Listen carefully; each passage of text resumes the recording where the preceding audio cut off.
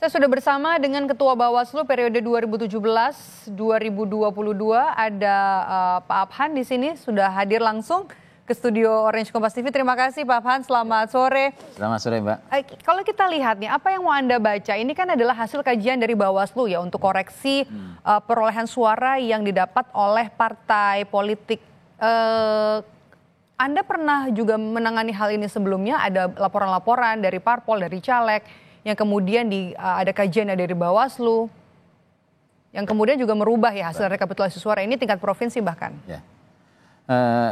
Jadi bahwa memang kemungkinan dan barangkali bisa terjadi seperti kasus semacam ini. Dulu di 2019 juga pernah terjadi soal koreksi ketika rekap di tingkat nasional, gitu kan.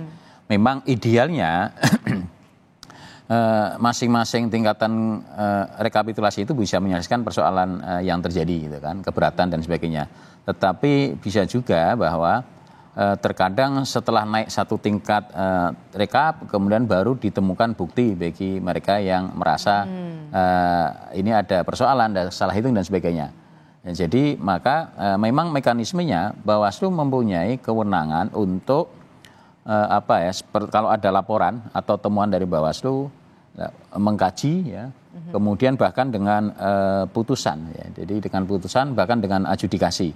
Kalau mungkin barangkali karena ini waktunya sangat mepet ya, kemungkinan ada dengan metode mekanisme rekomendasi untuk dilakukan perbaikan atas kesalahan rekapitulasi di tingkat yang lebih Artinya perbaikan seperti ini juga sering terjadi di pemilu-pemilu sebelumnya, di 2019? Ya, saya kira tidak hanya di tingkat nasional saja, di provinsi bisa juga terjadi. Kemarin mengkoreksi atas rekap yang ada di tingkat kabupaten kota.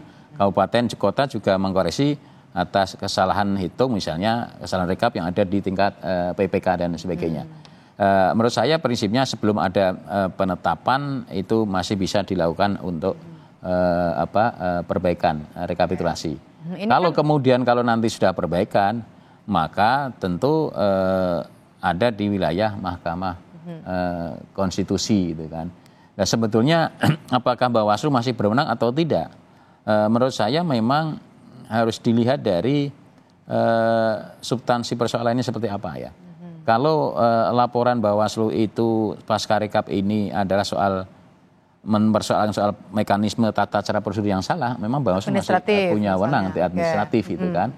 Kemudian nanti sangkut pautnya dengan persoalan rekapitulasi, memang itu dampak dari adanya tata cara prosedur yang salah itu, dan itu masih menjadi kewenangan Bawaslu.